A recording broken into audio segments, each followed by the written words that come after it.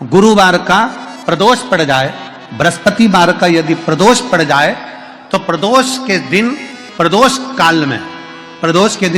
काल में किसी शिवालय में जाएं, शंकर के मंदिर में जाएं, एक ही दिए के अंदर एक फूल बाती, कैसी बाती है? फूल बाती, और उसी दिए के अंदर एक लंबी बाती, दो बाती।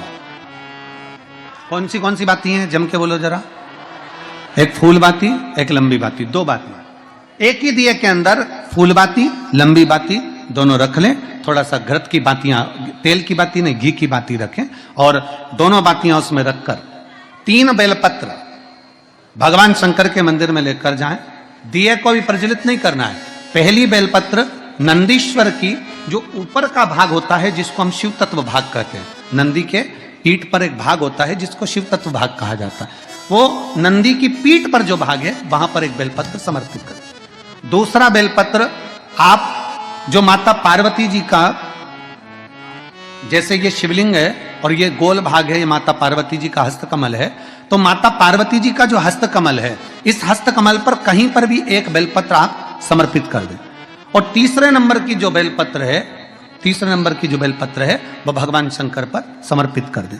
जो दिया आप लेकर गए हो मंदिर में, उसी दिए को नंदी और महादेव इन दोनों को दर्शन कराते हुए अगर मंदिर के अंदर लगाने दें दिया तो ठीक है, ना लगाने दें तो दीप को बीच में बस स्पर्श कराकर भले बाहर जाकर लगा दो, पर प्रयास करो वो दीप, वैसे तो बीच में नंदी और शिव के मध्य में वो दिया स्पर्श होना चाहिए। जैसे ये नंदी है और ये शिव है, तो इसके मध्य में दीप स्पर्श कर ले, भले उसको जलाने ना दे, पर स्पर्श मात्र कर कर अगर आपने एकांत में कहीं पर भी ले जाकर लगा दिया, उस दीप को जला दिया, तो गया हुआ कितना भी करोड़ रुपया हो, वो धीरे धीरे कर कर गया हुआ धन हमारा वापस आता ही है। कोई खाकर भी बैठ गया तो देगा जरूर, वो धन आएगा जरूर, कैसे भी आएगा, पर अपनी संपदा वापस। शिव तत्व की प्राप्ति है। शिव जी को अगर अनार का पुष्प समर्पित करा जाता है तो संपदा की कमी नहीं होती, कभी वैभव की कमी नहीं। केवल 2 महीना ऐसा होता है, एक होता है वैशाख का महीना, एक होता है ज्येष्ठ का महीना। ये 2 महीने में कभी भी कोई सी भी 2 प्रदोष, किसी भी 2 प्रदोष को ले लो और उसमें अनार का फूल, जो अनार का फल लगता है उसमें फूल भी लगता है, अनार का यदि पुष्प, एक ही पुष्प यदि शंकर के शिवलिंग को समर्पित करा जाए तो कभी, हम तो यहां तक कहेंगे कि कोई बहुत छोटे से छोटा व्यक्ति है, भले हाथ गाड़ी चला रहा है, ठेला गाड़ी चला रहा है, रिक्शा चला रहा है, उसके पास धन नहीं है, बहुत कमजोर है, पैसा नहीं है, बहुत तकलीफ में है, बहुत दुखी है, तो हम तो उससे कहेंगे कि या तो वैशाख के महीने में या ज्येष्ठ के महीने में कोई भी 2 प्रदोष को अनार का पुष्प यदि वो समर्पित कर देता है तो निश्चित है उसके घर में वैभव संपदा बढ़ना प्रारंभ हो जाती है, कार्य में उन्नति है। शिव कथा कहती है नंदी का एक पांव जो ऊपर होता है, आप लोग दर्शन करे होंगे शंकर जी के मंदिर में नंदी के, तो नंदी का एक पांव उठा हुआ होता है, एक पांव नीचा की ओर होता है।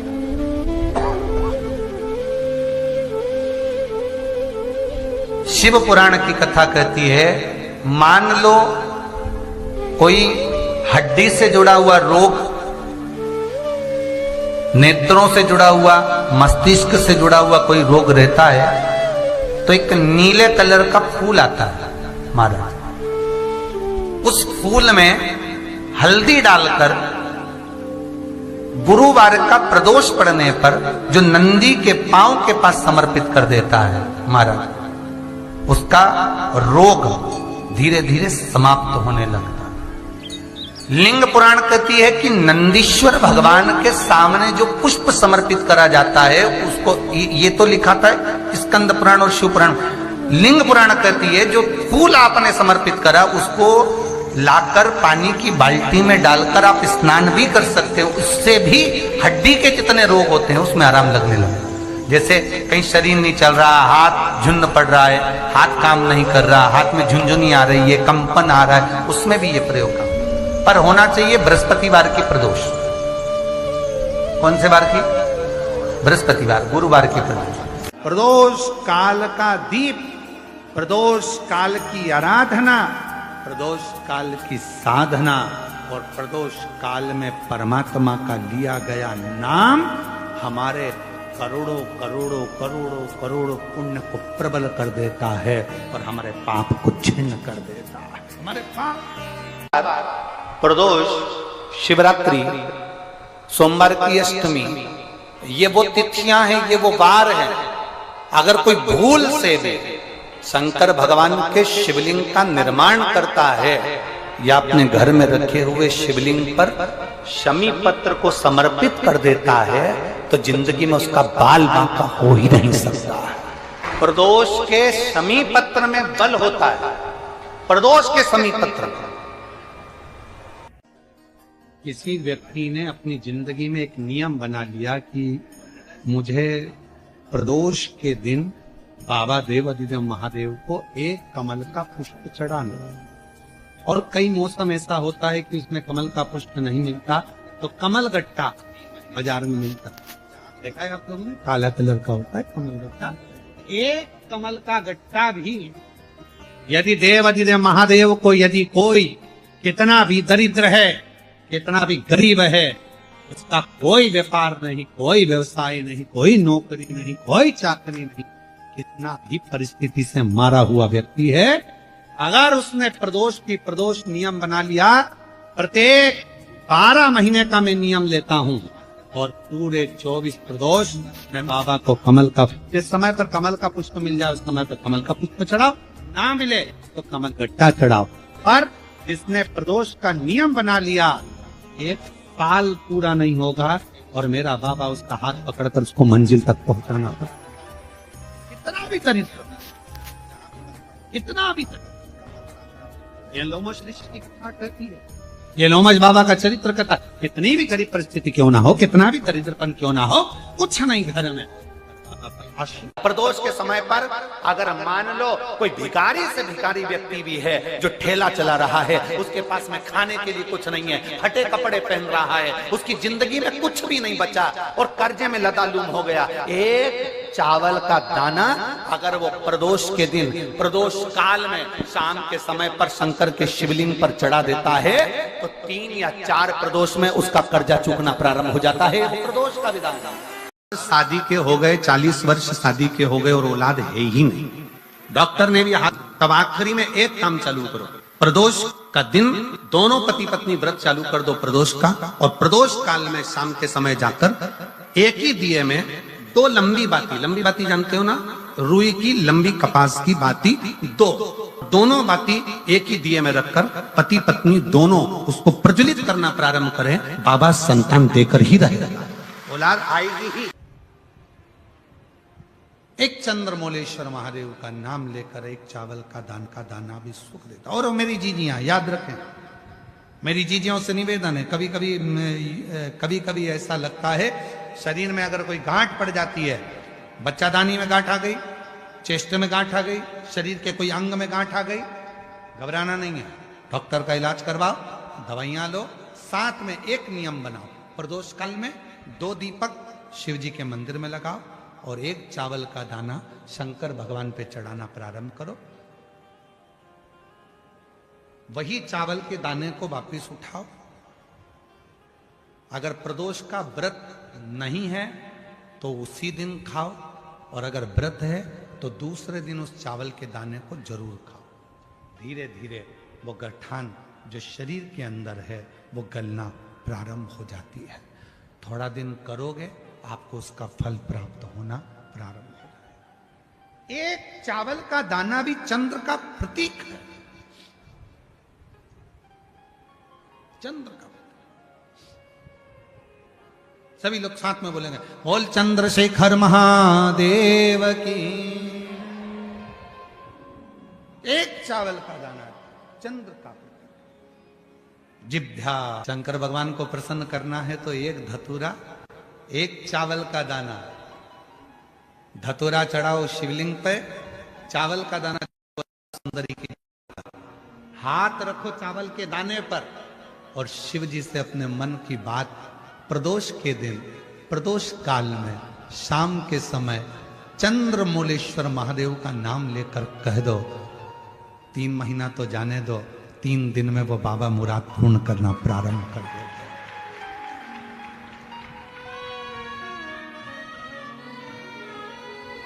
किसी भी प्रदोष के दिन एक धतूरा यदि हम शिव जी पे चढ़ा रहे हैं, एक चावल का दाना अशोक सुंदरी वाली जगह पर चढ़ा रहे हैं और अपना हाथ उस चावल के दाने पर रखकर चंद्रशेखर चंद्रमौलेश्वर महादेव के नाम का उच्चारण कर रहे हैं। श्री शिवाय नमस्तुभ्यं, श्री शिवाय नमस्तुभ्यं उच्चारण कर रहे हैं, दिल से प्रार्थना कर रहे हैं, निवेदन कर रहे हैं, नमन कर रहे हैं, बाबा को अपने मन का भाव कर रहे हैं।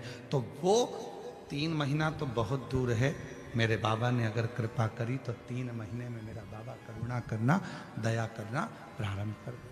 किसी भी प्रदोष के दिन एक धतूरा यदि हम शिव जी पे चढ़ा रहे हैं, एक चावल का दाना अशोक सुंदरी वाली जगह पर चढ़ा रहे हैं और अपना हाथ उस चावल के दाने पर रखकर चंद्रशेखर चंद्रमौलेश्वर महादेव के नाम का उच्चारण कर रहे हैं। श्री शिवाय नमस्तुभ्यं, श्री शिवाय नमस्तुभ्यं उच्चारण कर रहे हैं, दिल से प्रार्थना कर रहे हैं, निवेदन कर रहे हैं, नमन कर रहे हैं, बाबा को अपने मन का भाव कर रहे हैं।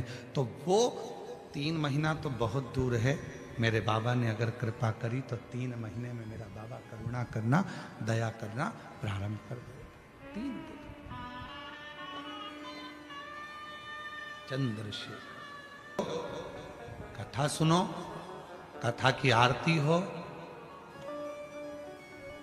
प्रणाम करना, रज को अपने मस्तक से लगाना, विनय करना, बाबा बहुत दुखी हूं, मेरे कालाधिपति महाकाल, हे मेरे चंद्रशेखर महादेव, हे मेरे सोमनाथ, हे मेरे मल्लिकार्जुन, बहुत दुखी हूं। मैंने सुना है तेरे दरबार में आया कभी कोई खाली ना गया। मेरे महाकाल, दुनिया के दुख को हरने वाले मेरे दुखड़े को भी दूर कर दे, मुझे तेरी कृपा की दृष्टि कर दे, कृपा की दृष्टि, कृपा की। दोष के दिन संभेश्वर महादेव का नाम 7 कनेर के पुष्प, कितने 7 कनेर मालूम है, कनेर के 7 फूल, 1 बेलपत्र। जिस समय पर कनेर का फूल बेलपत्र के साथ चढ़ाया जाएगा तो 7 कनेर के पुष्प सीधी बेलपत्र पर आपको रखना, 2-3 प्रदोष कर देखना। अगर कोई आपसे कहे कि आपका भाग्य ठीक नहीं चल रहा, आपकी किस्मत ठीक नहीं चल रही, आपके ग्रह ठीक नहीं चल रहा है, आप भाग्यशाली नहीं हो, पहले तो वहां से उठ जाओ, उसके बाद में देवदेव महादेव के पास 7 कनेर के पुष्प 1 बेलपत्र में रखकर नंदीश्वर के पास में बैठकर श्री शिवाय नमस्तुभ्यं बोलकर अशोक सुंदरी वाली जगह पर स्पर्श कराकर भगवान शंकर पर 7 फूल के साथ बेलपत्री की डंडी अशोक सुंदरी की साइड हो, ऐसा स्मरण करते हुए शिव को समर्पित कर दो। वही बेलपत्री 5 बार नमः शिवाय या पंचाक्षर मंत्र, षडाक्षर मंत्र या श्री शिवाय नमस्तुभ्यं बोलकर वही बेलपत्री 3 प्रदोष, 4 प्रदोष, 5 प्रदोष, 2 प्रदोष, जितने प्रदोष आप चढ़ा रहे हैं प्रदोष काल में, वो बेलपत्री लाकर अपने कक्ष में अपने पूजन वाले स्थान पर रखते जाओ। एक बेलपत्री 1 प्रदोष पर लाओगे, अगला प्रदोष आएगा, कितना अंतर पड़ता है आपके भाग्य बदलने में, आपको खुद मालूम पड़ जाएगा कि आपकी किस्मत कैसे बदलती है। परमात्मा पर भरोसा करने वाला और प्रदोष का व्रत करने वाला कभी खाली झोली लेकर नहीं जाता, याद रखना। जिसने परमात्मा पर भरोसा करा है और जिसने प्रदोष का व्रत करा है, उसको शिवजी ने आज नहीं तो कल, कल नहीं तो परसों दिया है। जिसने बाबा पर भरोसा करा, जिसने सोमवार पशुपतिनाथ ऐसे व्रतों को जो धारण करता है, कोई 16 सोमवार करता है, कोई पशुपति व्रत धारण करता है, कोई प्रदोष व्रत करता है, कोई सोमवार की अष्टमी का व्रत करता है, जो मांगा देगा, थोड़ा देर कर सकता पर देने में। सारे देवता रोज भ्रमण पर नहीं निकलते,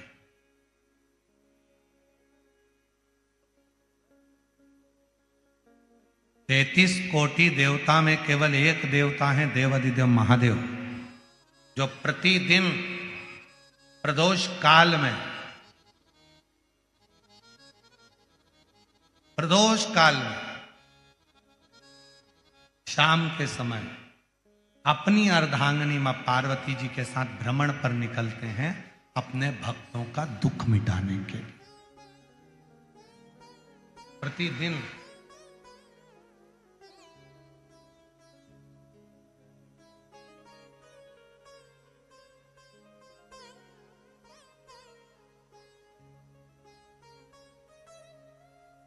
पहले दिन की कथा में श्री प्रकाश भाऊ जी की धर्मपत्नी श्रीमती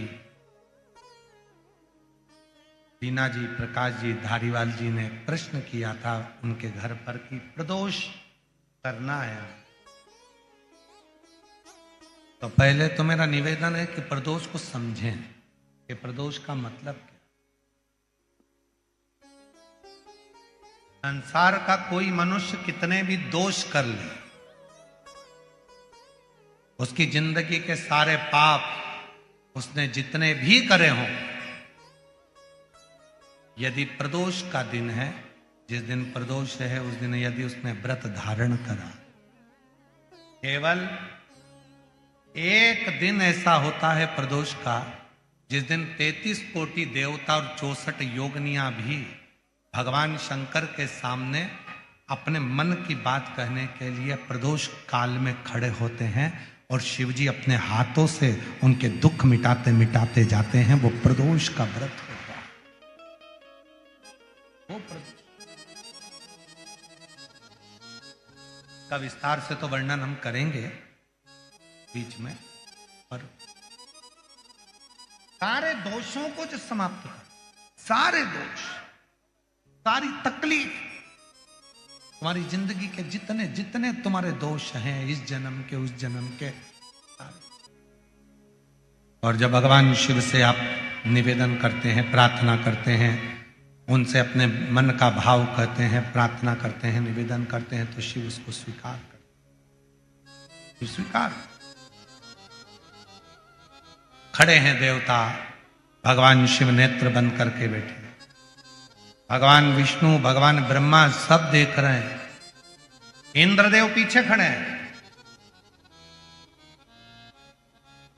और पीछे से देख रहे हैं। उनको मालूम है नहीं मिलेगा, ये मिलेगा ही नहीं, पर तभी भगवान नारायण ने फिर जमकर हर हर महादेव कहा। ब्रह्मा जी फिर बोले हार हार, और भगवान नारायण ने और भगवान ब्रह्मा ने 3 बार ताली का जो नाद किया। चंड ने भगवान शिव को सूचना दी, सूचना देकर भगवान शंकर के नेत्र खुल गए, और शिव जी के जैसे ही नेत्र खुले, बाबा ओ घड़दानी ने भगवान शंकर ने नेत्र खोलते ही सामने खड़े हुए भगवान विष्णु को, भगवान ब्रह्मा जी को, देवताओं को देखा और पूछा कि आप यहां पधारे, मुझे आज्ञा करते मैं आ जाता। है कि सोमवार की अगर प्रदोष पड़ती है, बहुत ध्यान से सुनना महाराज, सोमवार की प्रदोष पड़ती है तो शंकर भगवान कैलाश पर निवास करते हैं। मंगलवार की प्रदोष पड़ती है तो शिव काशी में निवास करते हैं। बुधवार की प्रदोष पड़ती है तो शिव रजत भवन में निवास करते हैं।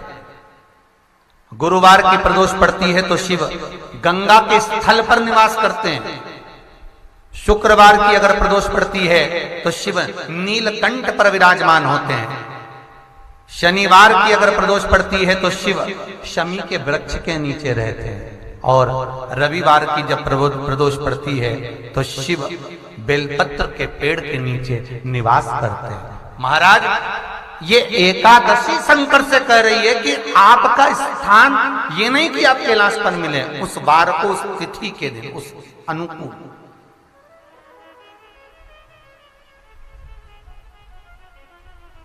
हमारे यहां कहते हैं सोमवार की जो प्रदोष पड़ती है वो इच्छा पूर्ति करती है।